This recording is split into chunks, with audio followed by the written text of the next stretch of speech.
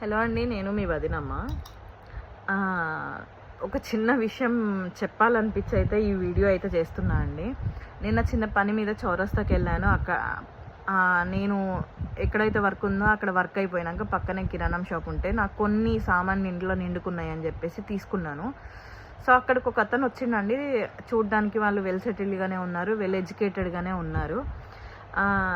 Almost ఒక chocolates and biscuits 600-700 bill చేసిండ్రండి వాళ్ళు. ఇవన్నీ దేనికండి, బర్త్డేకా అని అడిగితే లేదండి మా అమ్మాయి ఏడుస్తుంది అని చెప్పేసి చాక్లెట్స్ ఇంట్లో అయిపోయినాయి, దాన్ని మళ్ళీ రీఫిల్ చేయడానికి తీసుకెళ్తున్నా నేను అని చెప్పారు. అది తీసుకెళ్తే ఒకటో రెండో చాక్లెట్స్ తీసుకెళ్ళండి, ఇక 600-700 చాక్లెట్స్ ఏం చేసుకుంటారండి? అవి తినడం వల్ల పిల్లలకి క్యావిటీస్ వస్తాయి, నంజు వస్తుంది, వామిటింగ్స్ వస్తాయి, మోషన్స్ అవుతాయి, స్టమక్ ఇన్ఫెక్షన్స్ వస్తాయి. అట్లాంటి ప్లేస్లో అవి తీసుకునే బదులు డ్రై ఫ్రూట్స్ రీప్లేస్ చేసుకొని మంచిగా మీ పిల్లల ఆరోగ్యాన్ని కాపాడుకోండి. అంతేగాని చాక్లెట్స్ తీసుకెళ్ళి చాక్లెట్స్ ఇవ్వడం ఏంటండి మరి ఘోరంగా?